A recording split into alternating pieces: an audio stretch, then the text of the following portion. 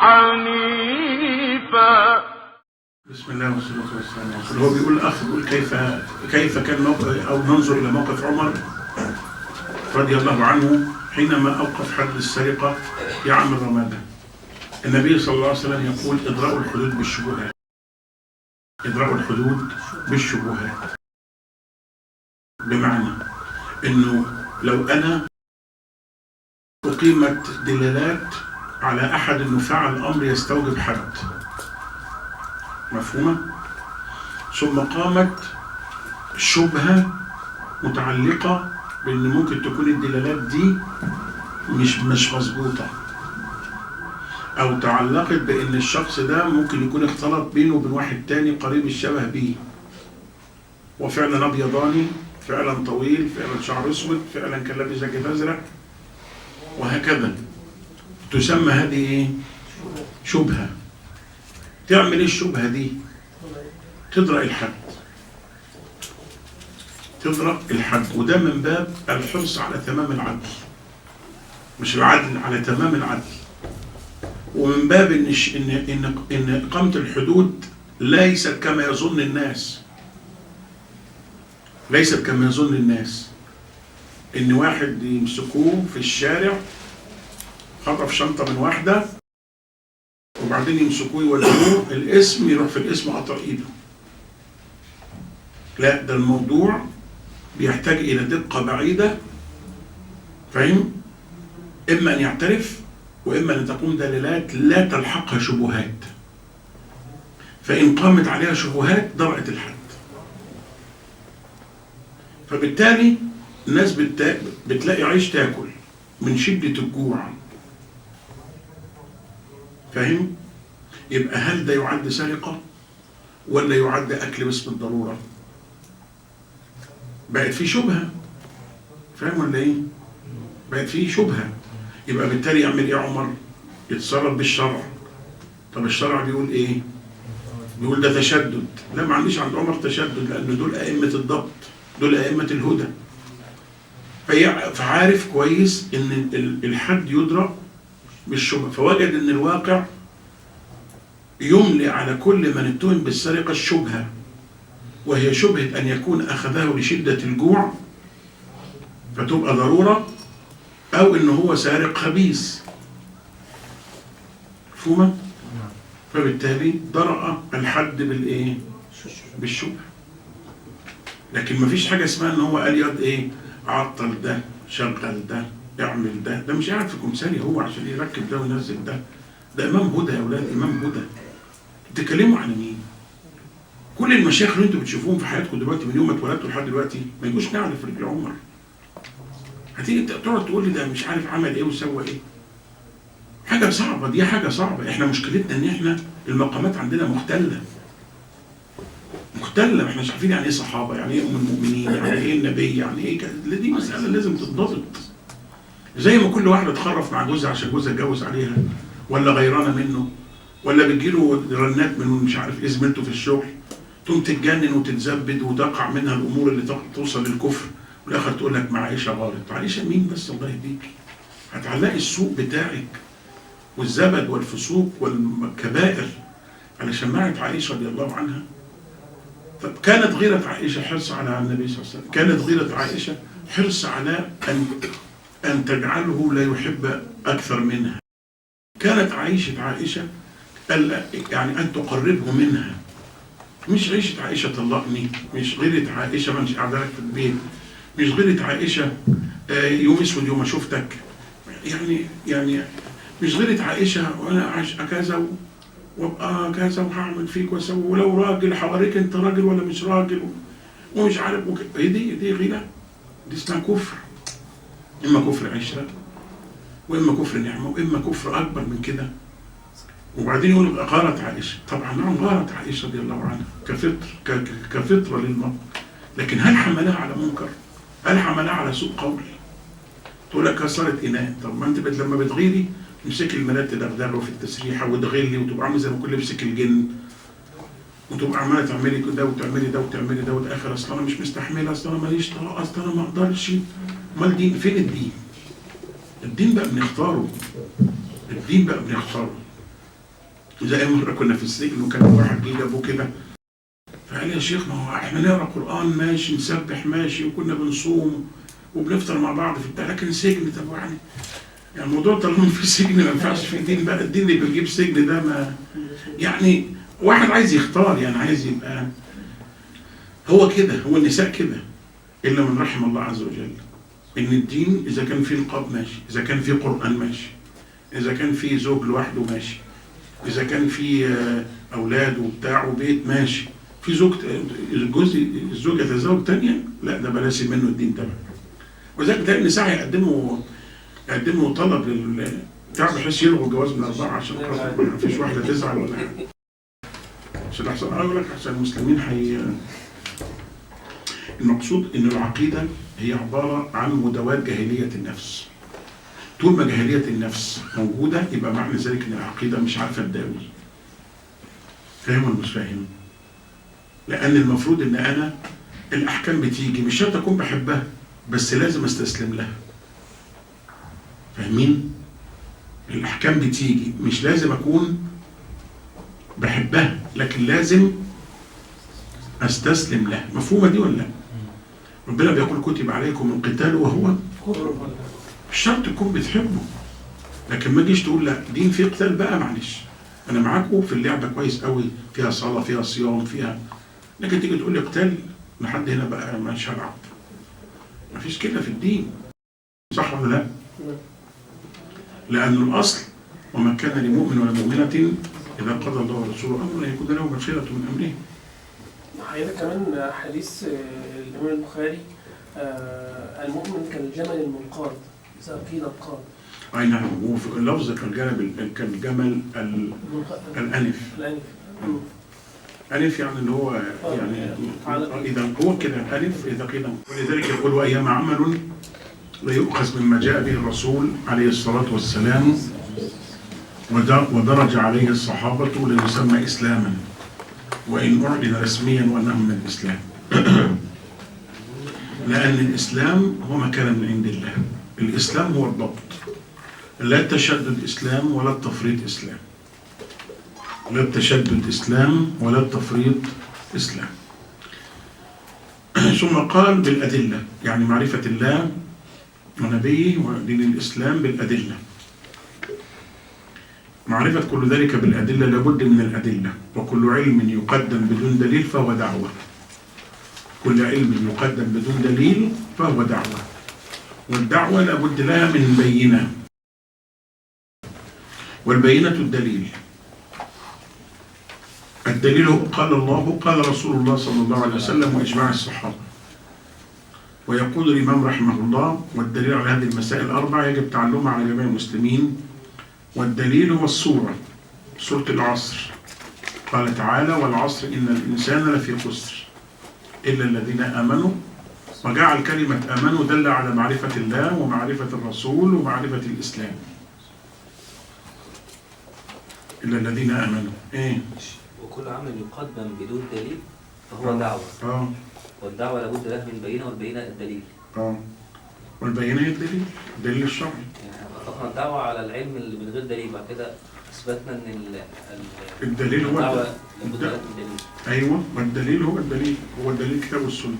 بعد ما ذكر ما قال لك في الأول الدليل هو قال الله قال رسوله صلى الله عليه وسلم وإجماع الصحابة.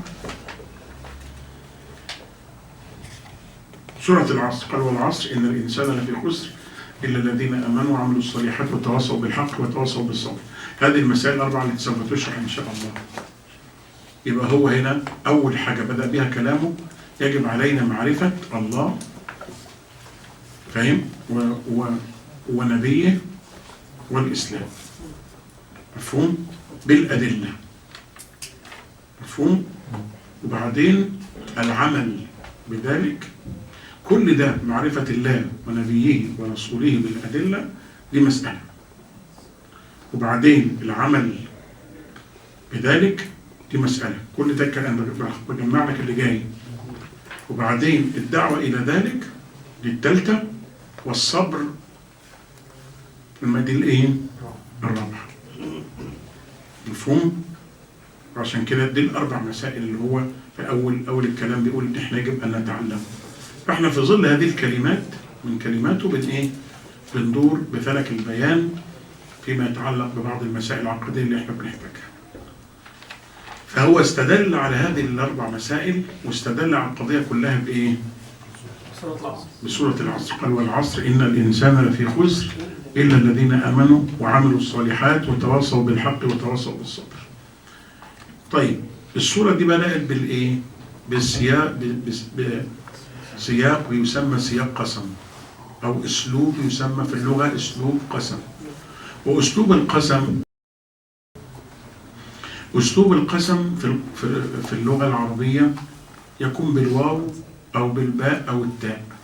تقول والله وبالله وتالله، تقول بالله والله وتالله وبالله. فتقول والله ده الأصل في القسم أن يكون بالواو، فهم؟ وبعدين لما بيكون للتكرار تقول إيه؟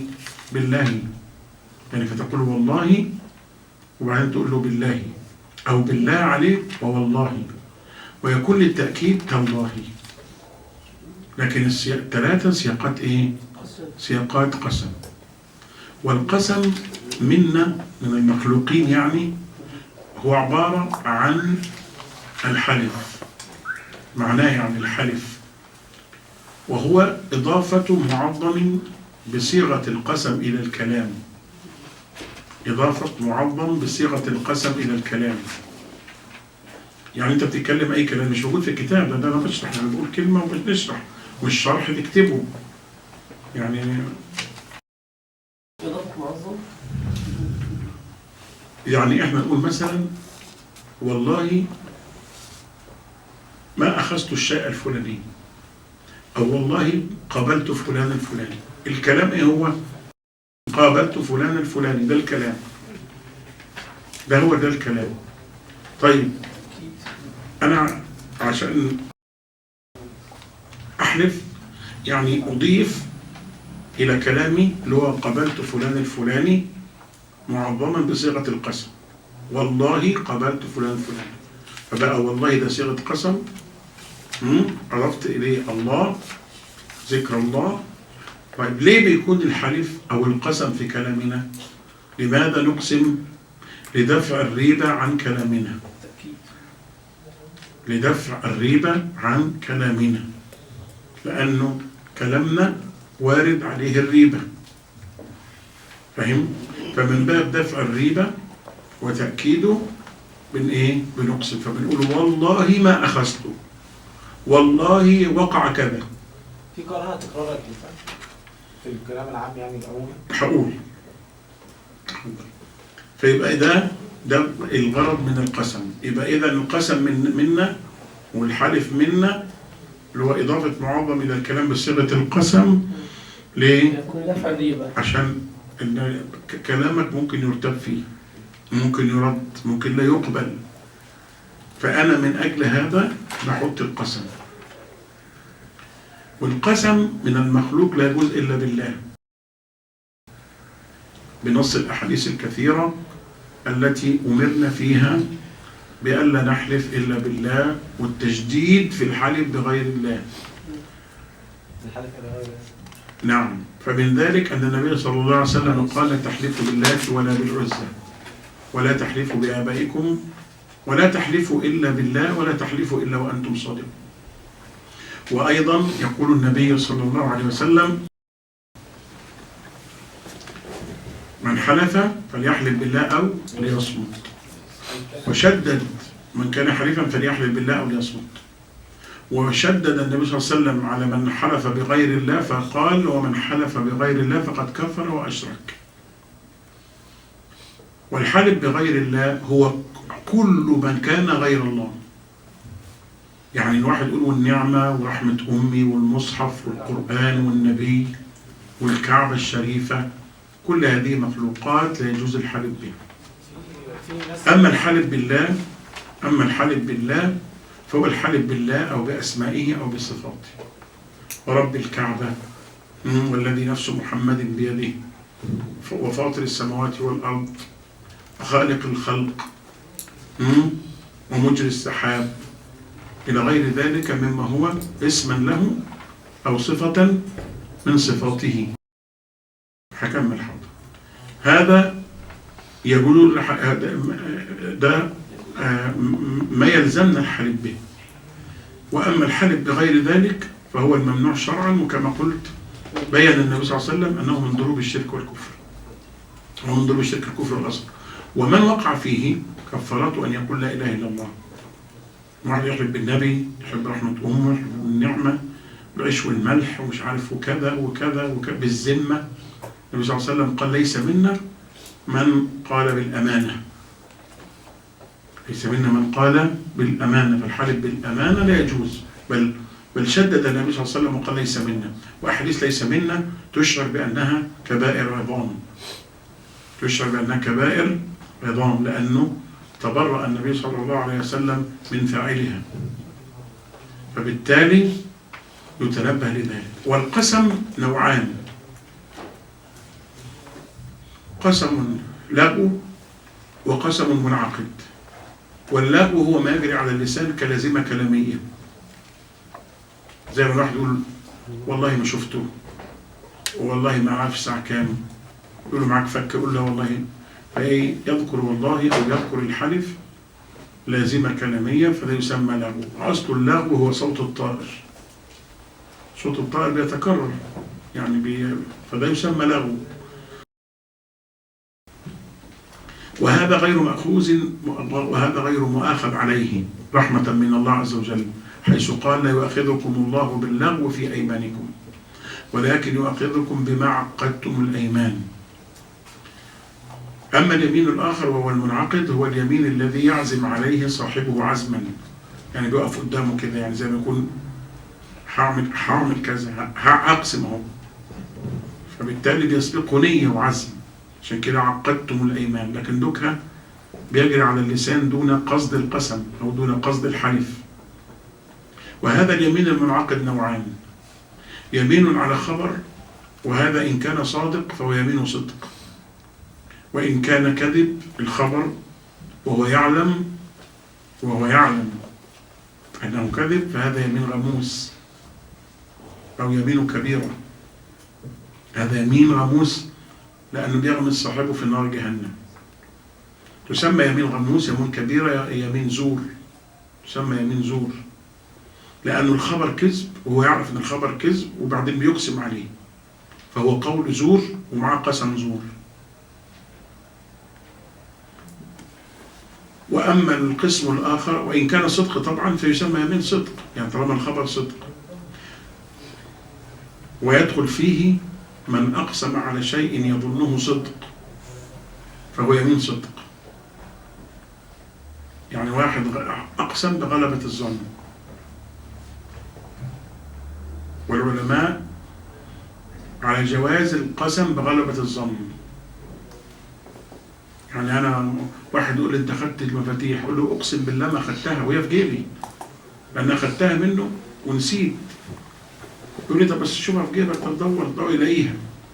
لا يعد بذلك يمين غموس ولا يمين زور، فهم؟ لأنه أقسم على غلبة ظني. وأما القسم الثاني وهو باليمين المنعقد وهو يمين كفارة، وسمي يمين كفارة لأنه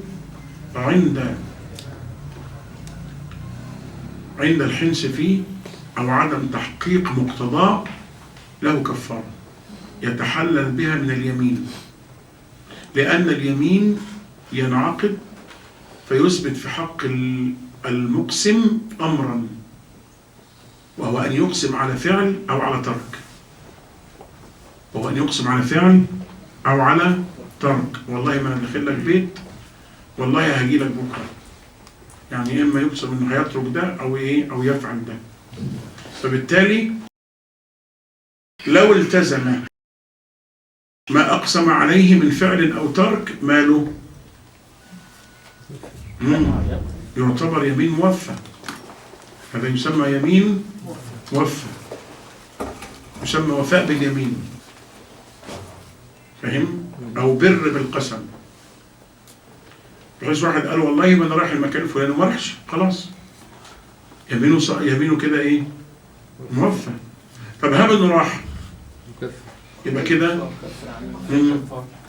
هنا قيد اليمين انكسر، فكيف يتحلل منه؟ بالكفارة. فكفارته إطعام 10 مساكين أو كسوتهم أو تحرير رقبة. فمن لم يجد، والناس فاكرة إن الكفارة بالاختيار يا يصوم يا يطعم، لا، إنما الأصل هو الإطعام أو الكسوة أو تحرير رقبة. فمن لم يجد عند عدم الوجد يصوم 3 أيام، ليس شرطا فيها التتابع، لكن بشرط أن يصوم منفردة بنيتها لأنها واجبة. ما ينفعش يصوم مع الاثنين ومع الخميس، وما ينفعش لأنها واجبة. يعني وأيضا لو حلف على يمين أن لا يفعل أو أن يفعل ووجد غيرها خير، فليأتي الذي هو خير وليكفر عن يمينه بنص الحديث. قال مثلا طب ياما والله ما أنا داخل لك بيت، أو مثلا قالوا رجع مراتك، قال لهم والله ما أنا مرجعها،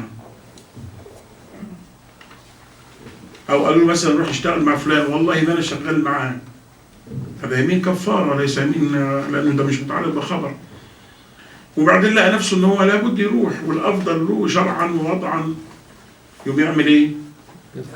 يكسر اليمين عمدا ويكفر عن يمينه. بس هو مع النساء خاصة مش يعتبر طلاق؟ لا ده قد يكون موضوع ثاني، ده موضوع ثاني. يعني حلفوا مع النساء خاصة يعني بيقول والله أنا مش مرجعها، أما مش علاقة، ده حسب نيته بقى، دي قضية ثانية. استعمال أيمان أخرى كتطليق، ده موضوع خاص بالطلاق يعني. طب ينحبس عن فعل اليمين؟ يعني انا قلت والله ما هروح او والله هروح وحبست، يعني خلاص يبقى مع يمينه ماشي. قال انه ده راجع للتكليف، ده راجع للوسع. ما فاهم؟ في سؤال بس بالنسبه للقسم بالقران، في بعض المشايخ بيقول هو كلام الله فيجوز لو قلت كلام الله لكن المصحف لا، لان المصحف ده الورق. كلمه مصحف يعني المصحف، والمصحف هو المكون من صحائف. كشكول الكتاب بتاعي ده اسمه مصحف، كشكول بتاعك اسمه مصحف. لا يقول وكتاب الله، لكن لما يقول وكلام الله أي صح. والقرآن برضه يصح، لأن القرآن وصف لكلام الله، اسم شرعي لكلام الله، اسم شرعي لكلام الله. وكتاب الله لا ما ينفعش. القسم على غلبة الظن واللي ذكرت فيه الآية لا يأخذكم الله باللغو في أيمانكم؟ لا يا دكتور، لا، اللغو ده اللي هو بيحصل اسمه، لكن غلبة الظن ده يمين منعقد، بس هو بيخبر بشيء هو كذب، بس هو ظن انه صدق. اللغو ده يمين لوحده، هو لا يأخذكم الله باللغو، اللي هو زي ما قلت لك اللغو اصله صوت الطائر. العصفورة بتصوصف كم مرة في اليوم؟ كام؟ 3 ولا 2.5؟ كتير صح؟ أو النهارده نفس الحكاية، فسمي لغو لأنه تقول مع واحد والله ما شفته، والله ما جه، والله ما راح، والله ما كذا، فبقت والله دي إيه؟ فأنت تقول لي يا عم بس بالراحة ما تقولش كل حاجة والله كده، دي لا يؤاخذكم، إنما إحنا بنتكلم في اليمين المنعقد. مفهوم؟ دي بعض الأحكام تقريبا يعني، عشان يبقى عشان ننتقل للجزء العقدي بقى في الموضوع اللي هو قسم ربنا. ربنا بيقول لا تجعلوا الله عرضة لأيمانكم. على اساس ان انت ما يبقاش دايما تبقى عارف الحاجه كذب، او تجعل ربنا سبحانه وتعالى اليمين به حاجزك من المعروف. يعني زي ما واحد يقول لك ايه، تعالى صلي معانا في المسجد ده، والله ما انا مصلي في المسجد ده، ولا تجعلوا عرضة لايمانكم. يعني دلوقتي هتعمل ايه؟ هتصلي ولا تبر اليمين؟ فاهم؟ ده دليل على ان الحلف يكون بالله وحده. مفهومه؟ وبالتالي ما ينفعش حد يحلف عن بر. لأن أنا لو قلت والله ما أنا داخل خمارة، يبقى أنا هنا ببر ربنا ولا مش ببر؟ طبعا. لكن والله ما أنا داخل جامع، بقى هنا كده بعصى صح؟ فجعلت ربنا عرضة في الصراط. فدي طيب، ده بالنسبة للقسم من المخلوق وبعض الأحكام المتعلقة به، عشان ما إيه تبقى أنتوا فاهمين الأحكام المتعلقة به. واحد بيقول ايه؟ هل الحلف ورب العزة من الشرك والكفر؟ اتفضل سؤال. ليه بس كده؟ نمتوا ولا ايه؟ نمتوا ولا خلي الشيخ حسن يجيب جردة بمية ورب العزة، يبقى ده شرك وكفر. فلو ربك اياه العزة. ايه؟ رب العزة. العزة، لا عزة ما كده كاتب اهو. ورب العزة ألف عين زين تاء مربوطة. طبعا رب العزة، رب الكعبة، رب البيت، كل ده ما دي صفة من صفاتي. ها؟ ف يعني ما اعرفش السؤال جاي منين ده، يمكن حد بعته من بره. طيب ده القسم من المخلوق، القسم من ربنا لما يقول والعصر ده سياق قسم صح؟ طيب هل يمكن أن نقول إن القسم من الله إضافة معظم إلى كلام حتى تدفع عنه ربا؟ يبقى ده موضوع خارج خالص تماما. لأن هو بقى إحنا بالنسبة لنا بنقول والله عشان فهمتوا القصة بقى كلها اللي إحنا بنقولها دي. ما ربنا يقسم، أولا الله عز وجل يقسم ليس كقسم المخلوقين. قسم الله أمر يخصه، أمر يرجع إليه، لا يتعلق بما هو عند المخلوقين. ثم إنه يقسم بما شاء، إحنا نقسم بالله وحده. ثم إنه هذا القسم ليس له علاقة بتصديق القول من عدمه، تعالى الله عن ذلك علوا كبيرا، فقوله حق وقوله صدق وأصدق القائلين. أما بيكون القسم من الله ليه؟ القسم من الله صيغة للإعلام، يعني وكأنه يأمرنا أن نتنبه ونعلم، صيغة إعلامية زي اسمعوا وعوا بلغة القائل، فهم؟ وفي نفس الوقت إذا القسم يأتي من الله للتنبيه لما بعده، ويأتي أيضا من أجل إبراز قيمة في المقسوم به. عظم الشيء، عظم المقسوم به إبراز، مفهومة؟ فأنا لما يقول والفجر والليل العشر والشفع والشفع كم قسم ورا بعض كذا وكذا و ما هو كل ده قسم. لما يقول والعصر وده قسم، فاهم؟ مفهوم؟ فيبقى إيه؟ هذا القسم ليس إلا من باب التنبيه على ما بعده، وبالتالي دائما القسم بتأتي قضية عظيمة بعد منه ينبغي التنبه إليها وينبغي النظر إليها باهتمام وفي نفس الوقت إبراز للمذكور. فهنا العصر بقى فيها المعنيين، إن العصر ده قضية ينبغي أن يتنبه لقيمتها، وفي نفس الوقت جاء قسم قبل قضية مهمة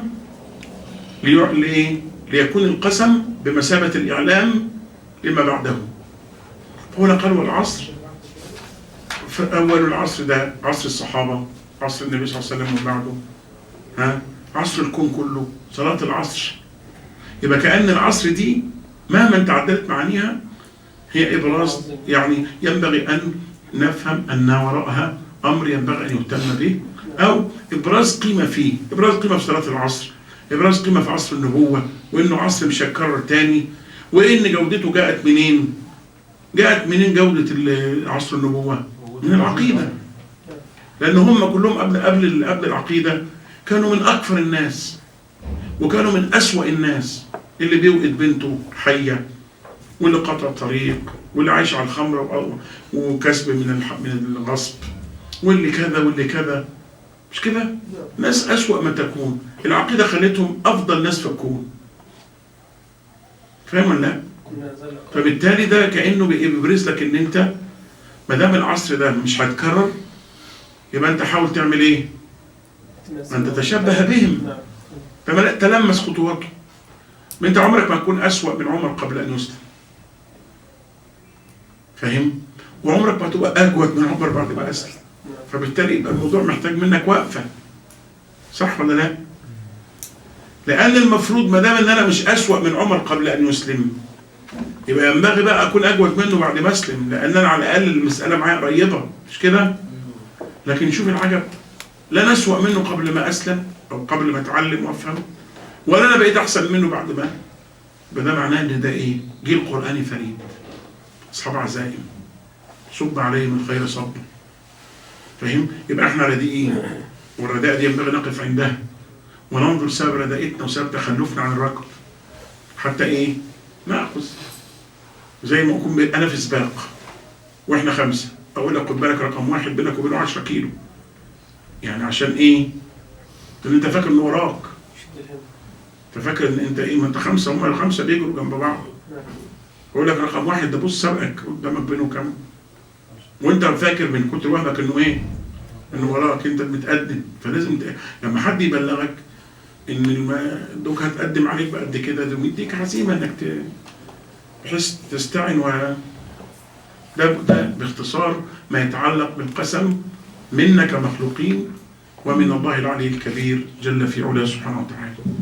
والعصر، الواو واو القسم، والعصر والمقسم به. الله سبحانه وتعالى له الحكمة البالغة فيما خلق وفيما شرع في أحكامه في قضائه وقدره، حكيم يفعل ما يشاء ويحكم ما يريد ولا يسأل عما يفعل، يقسم وكثيرا ما يقسم مخلوقاته. ومع ذلك أرسل رسوله الأمين عليه الصلاة والسلام وبين لنا أننا نحن العباد لا يجوز لنا أن نقسم إلا بالله، ولكن الله قد يقسم بمخلوقاته، وليس العباد أن يقيسوا أنفسهم على رب العالمين فيقسمون ببعض المخلوقات قائلين لأن الله يقسم بالعصر والليل والضحى، ونحن لماذا لا نقسم؟ أنت عبد، والعبد يقف عند أمر سيده، عند أمر سيده، فسيدك هو الله، أرسل إليك سيد الناس أجمعين محمد صلى الله عليه وسلم، فأخبرك أن العبد لا يقسم إلا بالله. من كان حليفا فليحلف بالله أو ليصمت. إذ العبد ممنوع من أن يقسم بغير الله ولو كان أشرف المخلوقين محمد صلى الله عليه وسلم. يعني حتى لو كنت هتقسم بمحمد أو تقسم بالنبي لا يجوز. لا يجوز للناس أن يقسموا بالرسول صلى الله عليه وسلم ولا ببيت الله ولا بأحد من خلق الله من الأنبياء والملائكة والأولياء والصالحين. كل ده مش لاقي كلام عليه في الكتاب. صفحة 40. كل ذلك لا يجوز، ولكن الله يقسم بما شاء بما يشاء لحكمة يعلمها.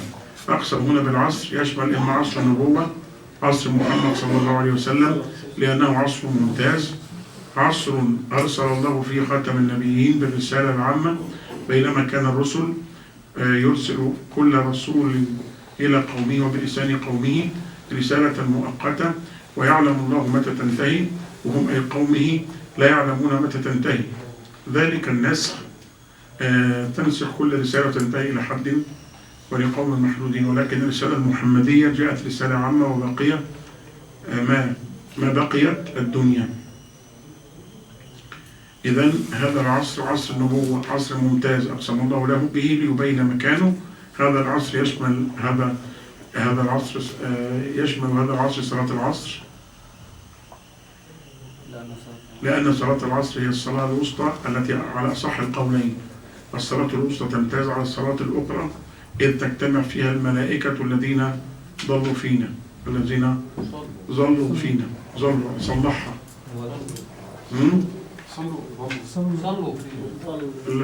فينا أو صلوا فينا، لا هي ظلوا فينا إن هم ظلوا معانا، يعني يطلع الفريق اللي كان معانا يطلعوا يجي فريق آخر فصلحها ظلم. والملائكة الذين ينزلون ليبيتوا فينا، وقد يحصل هذا المعنى في صلاة الصبح، لذلك اختلف في الصلاة الوسطى، هل هي صلاة الصبح أم هي صلاة العصر؟ كل ده بمعنى تأويلات مختلفة في معنى والعصر.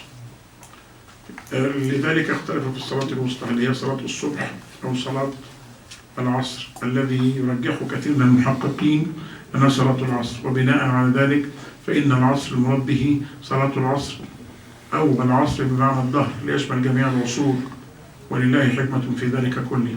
سمى الله بالعصر سواء كان هذا المعنى أو ذاك أو غيرهما، إن جنس الإنسان في قصارى وفي هلاك.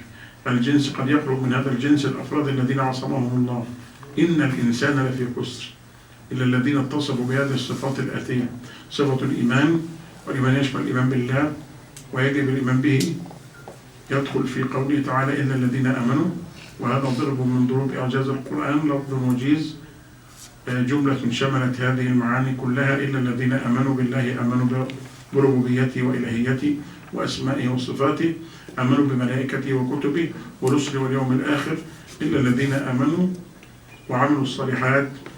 وما هي الأصول التي تقدمت؟ إذن ما هي الأصول التي تقدمت؟ معرفة الله ومعرفة نبيه ومعرفة دين الإسلام. قوله الثانية العمل به، يبقى كل هذا كله كان فيما يتعلق بمعرفة بالإيه؟ إلا الذين آمنوا من خلال الصورة، يعني الذين آمنوا تدخل فيها معرفة الله، معرفة نبيه، معرفة دين الإسلام بالأدلة. وساق الدليل على هذا إيه؟ سورة العصر باعتبارها سورة قصيرة قلت كلماتها عظمت معانيها. كل ده في المسألة. المسألة الثانية العمل به. هما الأربع مسائل اللي هما في سورة العصر: آمنوا، عملوا الصالحات، تواصوا بالحق، تواصوا بالصبر. مفهوم؟ دول إيه؟ وبقول يجب علينا تعلم الأربع مسائل. هي دي الأربع مسائل اللي إيه؟ اللي ينبغي تعلمها. قوله الثانية العمل به، العلم والعمل به وعمل الصالحات يشير إلى المسألة الثانية. إلا الذين آمنوا شملت المسألة الأولى. طبعا هنا في وقفة مهمة، وهي أن الله عز وجل بعد القسم قرر حقيقة ينبغي أن تكون موعية ومسترعاة ومستفهمة ومستقرة عند جميع المخلوقين المكلفين، وهي أن الإنسان بإنسانيته المحضة، وأن الإنسان بطبيعته التكوينية المحضة له مركب رديء. ما ذكر في القرآن إلا موصوفا بأوصاف رديئة سيئة. قال تعالى: إن الإنسان لفي خسر. قال تعالى: إن الإنسان خلق هلوعا إذا مسه الشر جزوعا وإذا مسه الخير منوعا. قال تعالى: فحملها الإنسان إنه كان ظلوما جهولا. قال تعالى: إن الإنسان لربه لكنود. فهم؟ إن الإنسان لا يطغى أن رآه استغنى، وغير ذلك كثير في القرآن. وبالتالي ده الإنسان اللي هو يقول لك خليك إنسان والإنسانية وعايزين تبقى أخوة الإنسانية لتحكمنا. يعني عايزك شوف، خد بالك، كل من ليس بمسلم حاقد على المسلم بما عنده من ثروة الإسلام، حاقد على المسلم بما عنده من طهارة الإسلام، عايز يخرجك منها بأي شكل، لأنه هو عنده حزن، عنده قهرة. كيف تفضل الله عليك وهداك؟ لأنه هو برضه ضل بخبث نفسه، فعاجز إنه يهتدي مثلك من كثرة سوء نفسه، فاستحب العمى على الهدى وبدأ إيه؟ يخرجك أنت من الهدى عشان تستعمل أنت الآخر. فيقول لك الإنسانية ووحدة الإنسانية وأخوة الإنسانية، مش عايزين حاجة تفرق بيننا، لا دين ولا لون ولا جنس ولا عرق. فاهم؟ امال ايه اللي يجمعنا؟ ان احنا كلنا بني الانسان. فاهم؟ فيساوى بقى بين اليهود والنصارى وبين النصارى والمسلمين وبين اليهود والمسلمين، وده طبعا ضد القرآن وضد الهدى وضد الدين وضد الطريق الموصل لرضوان رب العالمين. فاهم؟ وبالتالي لماذا؟ لأن الإنسان إذا استوعب أن تركيبه رديء وأن مادته رديئة حمله ذلك على البحث عن الخروج من هذا الرداء. واحد جه قاعد معايا وفهمني بالراحة وبالبيان وبالفهم وبالأدلة إن أنا إنسان مش كويس، وقال لي إيه؟ ده مش من باب إحراجك ولا من باب فضحك ولا من باب تعييرك ولا من باب تعجيزك، يعني زي ما بقول تعقيدك إن بعقدك، إنما من باب إيقافك على الحقيقة التي تستلزم منك مراجعة النفس ومداواة الحال. فاهم؟ فأنت زي ما تاخد ابنك كده على جنب مشروع، يا ابني الطريقة دي وأخلاقك وطريقة كلامك ومش كذا ومش كذا ومش كذا. لما بيقتنع إن هو سيء أو كده غلطان، أول خطوات الإصلاح هي الوقوف على عيب النفس. صح؟ لكن لما أكون أنت بتقنعني إن أنا عندي عيب وأنا رافض، يبقى ممكن أتصلح. إذا كان أنا رافض أصلا في العيب ده، أقول لك أنا بص كلامك ده كله أنا ما فيش الكلام ده يا عم، افهم أنا مش بوجعك.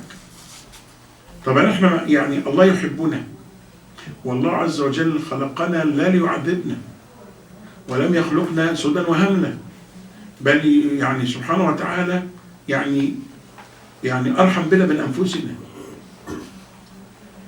فأعلمنا بحقيقة حالنا، لأنه هو الذي خلقنا، هو أعلم بنا من أنفسنا، وهو الذي يعلمنا. ألا يعلم من خلق؟ بلى، ما في حد شيء، ما مين اللي هيعلم؟ ما كانش هو اللي يعلم. فكأنه خاطب عباده بلطف وخاطب عباده برحمة. إن ربي رحيم ودود. فخاطبنا وقال أنتم تركيبكم الذي ركبتكم عليه تركيب سيء، وهذا التركيب السيء أنا بقول لكم بدلكم حتى تبحثوا عن الدواء، وهذا الدواء مش هسيبكم تمشوا في الجبال كده يعني كده تهيموا على وجوهكم تبحثوا عن منجا، لا، الدواء اهو، الإيمان والعمل الصالح والتواصي بالحق والتواصي بالصبر. طبعا أي عاقل حتى لو عقله بس يدوب فيه شعرة بس سليمة، فيوز واحد سليم بس، لو هو يعني المسألة هيعمل إيه؟ هيقول لا ده لازم آخد الدواء ده لأن ده خسران كبير، ده إن الإنسان لفي خسر، مش إن الإنسان خاسر، مش إن الإنسان خسران، لا ده لفي خسر على المصدرية. دايما اللفظ لما بيأتي على صيغة المصدر بيبقى إيه؟ لتمام المعنى، مش كده؟ فهنا انت خلاص عرفت، يقول لك الحق يا فلان، الحق يا انسان، انت في خسر، انت تركيبك سيء، وده ممكن يرديك سوء المهالك. طب نعمل ايه؟ قال الدواء. يبقى ده سياق يدعو الانسان الى معرفة حقيقته والى البحث عن منجياته، فدي تسمى المنجيات الاربع، او بيسموها المخرجات من الخسران او المنجيات من الخسر، اللي هم الأربعة دول، اللي هم الإيمان اللي داخل في معرفة الله ومعرفة نبيه ومعرفة دينه، والعمل الصالح والتواصي بالحق والتواصي بالصبر. مفهومة دي؟ عشان بس تبقوا مستوعبينها.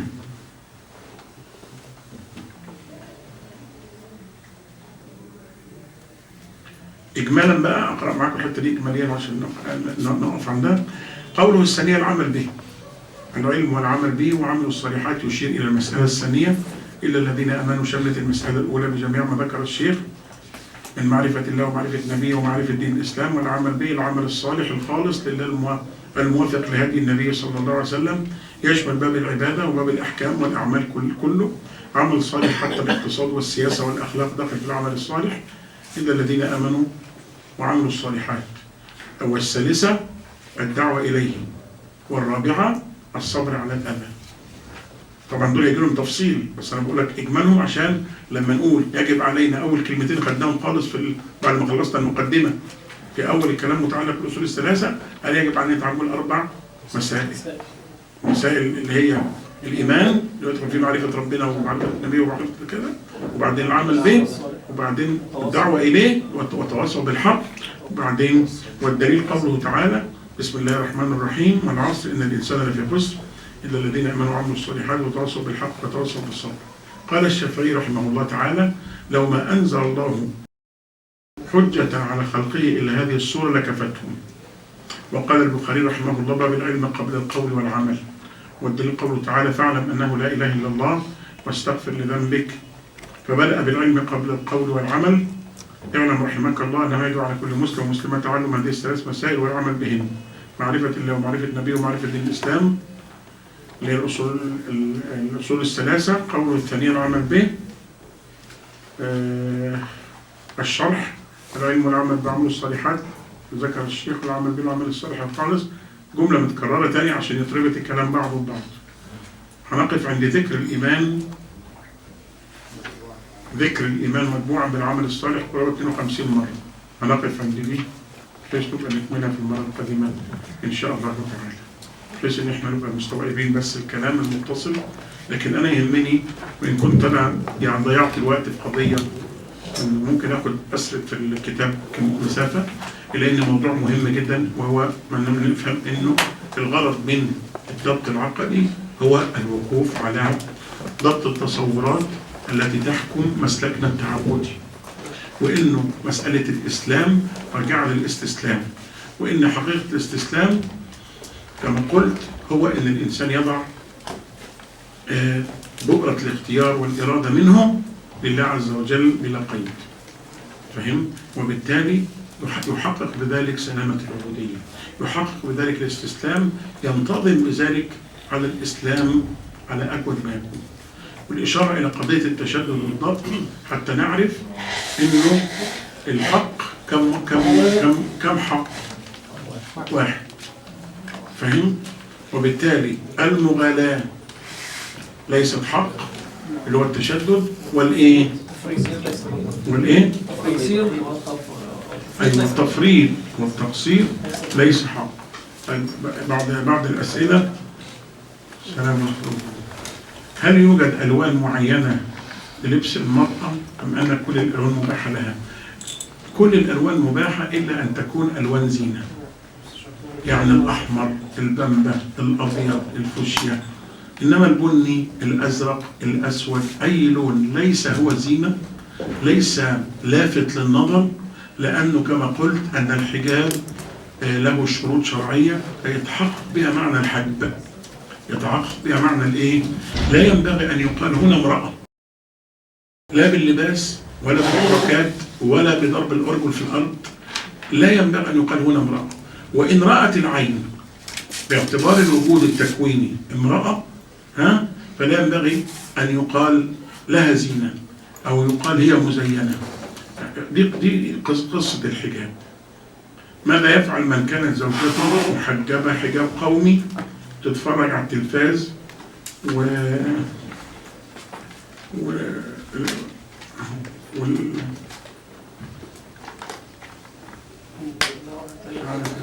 وكذلك الأولاد، فهل تطلق مع العلم أنه يحاول إصلاحها منذ سنين أو أكثر؟ لا طبعا، هو اللي حالها كده الإنسان دائما لا يطلق الزوجة لتقصيرها، إنما يطلق الزوجة لكفرها. أما التقصير فكلنا فينا تقصير. ودائما نتخيل مع الزوجات والأولاد ما قال الله تعالى: كذلك كنتم من قبل فمن الله عليكم. أنا كنت وحش وأنت كنت وحش وبعدين هداك الله، فأنت اصبر. لكن المشكلة إن إحنا لا نحسن الموعظة ولا نحسن النظر إلى إنه في أمل في الإصلاح. فأنا شايف إن أي واحد عنده ابن أو ابنة أو زوجة غير ملتزمة غير مستجيبة لا ينظر إليها نظرة الكافرة، فهم؟ لكن ينظر إليها نظرة المريضة التي تحتاج إلى فرط عناية واهتمام، وده بالموعظة. لأن ربنا سبحانه وتعالى كتب لنا دواء في مثل هذه الحالة، قال: فعظهم وقل لهم في أنفسهم قولا بليغا. فالموعظة المتكددة مرة واثنين وألف و2015 و3014 ده بيؤثر حتى إن ما هو مع دوام الموعظة تقوم بمسؤولياتك، مع عدم الموعظة يبقى أنت مفرط في المسؤوليات، إلا أن ترى منها منكرا بينا ترغبها على تركه. يعني مش معقول واحد هيسيب زوجته تكلم رجال أو مثلا انت مش موجود، أنا مش بقول ده حاصل، بقول مثلا يعني. فيبقى دي نقطة رجاء الكلام في النقاب مع شرح الآية الكريمة التي آخرها ذلك أدنى أن يعرفن فلا يزينوها. كل النساء وبناتك ونساء المؤمنين يدنين عليهن من جلابيبهن. الآية دي استدل بها كثير من أهل العلم، منهم ابن تيمية رحمه الله في القدامى، ومنهم كثير من السلف الأولين زي أحمد، ومنهم من الحدثاء زي صاحب أضواء البيان اللي هو الشنقيطي، قال إنها دليل بين على وجوب النقاب، لأن الله قال يدنين عليهن، والعلى تفيد الأعلى، العلى تفيد أعلى الشيء. لما أقول لك حط على الترابيزة مفرش، مش معقول هتيجي على طرف من طرفها وتحط مفرش، ولا على رجل من أرجل الترابيزة وتلفها، لكن هتعمها جميعها. فقال يدنين عليهن، يشير إلى أنه لابد أن الجلباب يغطيها من أعلى جميعها. بماذا نرد على من يقول كيف لا تهنئون المشركين وأهل الكتاب بعيدهم وتودوهم ومع ذلك يجوز الزواج منها؟ يجوز الزواج منها حكم شرعي زي جواز الأكل، يجوز الجهاد، وأنا ما بحبش القتال أصلا. ليس شرطا إنه الزوجة يا إخوان تمسك لأمرين، إما لمحبة أو لرحمة أو الاثنين معا. ولذلك قال: وجعل بينهم مودة ورحمة. قد يكون بين الرجل والمرأة مودة فقط، بيحبها لكن مش بيرحمها، كل ما تغلط يضربها بس بيحبها، ولما تيجي تبعد عنه يقول لها لا ما تعالي وبتاع، انت عارفه انا بحبك، تقول له بس بتضربني، ولا معلش بقى انت عارفه انا. وفي واحد بيرحم وما بيحبش، يقول لك ملهاش غيري، هتروح فين وملهاش مأوى وأهلها ناس مش كويسة. فبالتالي يمكن الإنسان أن يتزوج. الحاجة الثانية إن حب الزوجة ما هوش حب ولاء. حب الزوجة ما هوش حب ولاء، لكن هو حب شهوة، كما قال تعالى: زين للناس حب الشهوات من النساء والبنين والقناطير المقنطرة من الذهب والفضة. زين للناس حب الشهوات من النساء. طب هنا من النساء يعني الزنا؟ يعني أنا لما ربنا بيوصف إن أنا كمسلم بحب النساء، يعني الزنا ولا بحب النساء يعني مراتي؟ طب حبي للمرأة لزوجتي، حبي لزوجتي زي حبي لأمي؟ دي نساء ودي نساء. وحبي لزوجتي تدخل فيه الشهوة، صح؟ وحب بدليل يقول لك إيه، ده كبرت، ده مش عارف تخنت، أصل أنا ده مش عارف، ده خست، ده طولت، ده يقعد يعيب على شهوة، فاهم؟ لكن أمه تخنت هي أمه، رفعت هي أمه، خست هي أمه، ما بيقعدش يعيب. يقول لك يروح يقول لحماته: أنا بنتك بقت تخينة، بنتك بقت رفيعة، بنتك بقت مش عارف كذا، يعني إذا بيعيب شهوة، فاهم؟ فإذا يجوز أن يتزوج الرجل كتابية لأنه يشتهيها، لأنه إيه؟ يحبها حب الإيه؟ الشهوة، مع براءته من كفرها ومع كراهيته لكفرها. تقول له: طب لما أنت متبرئ من كفرها ليه اتجوزتها؟ يقول: والله أنا اشتهيتها والشرع أذن في ذلك. مفهوم؟ فلما يجي واحد في الخمرة يشرب خمرة، تقول له: شربتها ليه؟ يقول لك: أنا اشتهيتها. تقول له: ولكن الشرع لم يأذن في ذلك. مفهوم ولا إيه؟ يبقى إذن يجوز إن الإنسان يتجوز كتابية ويحبها شهوة، لكن لا يحبها لا يحبها موالاة. فلما قال الله تعالى: وجعل بينكم مودة ورحمة، المودة هنا مش حب الولاء، مش اللي هو إيه؟ أذلة على المؤمنين عزة على الكافرين، إنما ده حب إيه؟